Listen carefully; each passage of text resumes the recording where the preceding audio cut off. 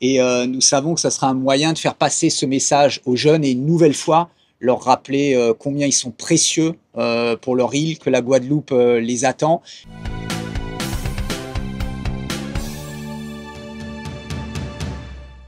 L'illettrisme est une de nos grandes causes au sein du service militaire adapté. C'est un moyen d'aider les jeunes à s'insérer dans la vie socio-économique.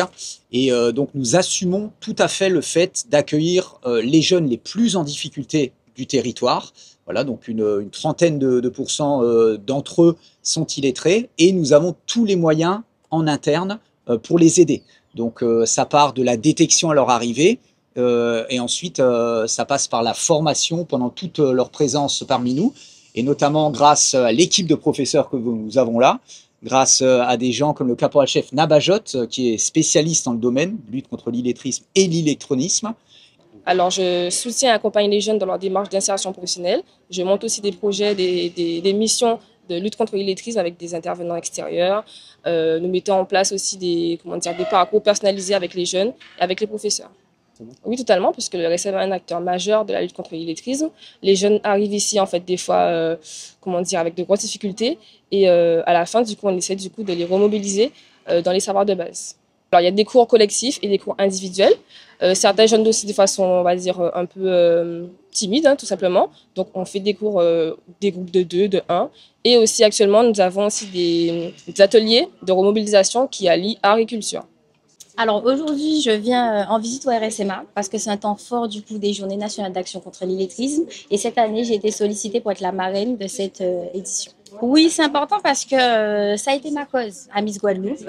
Voilà, je prônais la lutte contre l'électronisme et du coup l'illettrisme et l'électronisme c'est assez lié, donc c'est important pour moi de continuer la lutte, même lorsque l'année de règne est passée. Alors aujourd'hui, on va visiter le RSMA. Voilà, on va avoir plusieurs ateliers, à ce que j'ai compris, visiter les locaux et surtout on va on va en apprendre plus sur le test qui s'appelle EVA, c'est-à-dire évaluer pour évoluer afin de permettre d'orienter convenablement les personnes qui souffrent d'illettrisme ou d'électronisme. Alors j'ai choisi l'électronisme parce que c'est mon métier. Voilà, en tant que conseillère numérique au département depuis 4 ans maintenant, j'ai comme mission du coup d'aider les bénéficiaires du RSA à être plus à l'aise avec les outils du numérique. Donc on va dire que c'est une cause pour laquelle je lutte au quotidien. Voilà, et c'était un peu logique après avoir, on va dire, un peu découvert les travers, on va dire, de cette cause, de la plaider au plus grand nombre des Guadeloupéens. Oui, ouais, parce que c'est très important dans le futur de, par exemple, si vous êtes chef d'entreprise et que vous voulez faire des papiers, ben, il faut savoir lire et bien écrire. Donc pour moi, oui, c'est très important. Oui, je suis très satisfait par rapport au caporal-chef de filière et de section. Ils sont très stricts, mais moi je trouve que ce qu'ils font, c'est bien, c'est aucun problème.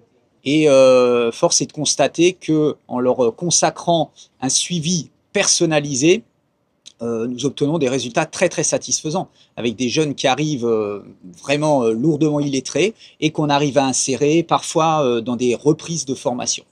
Donc nous sommes ravis d'accueillir toute votre équipe, d'accueillir Miss également, et nous savons que ça sera un moyen de faire passer ce message aux jeunes et une nouvelle fois leur rappeler combien ils sont précieux pour leur île, que la Guadeloupe les attend et qu'il faut juste un petit peu d'effort et de mobilisation et qu'ensuite l'avenir leur est ouvert.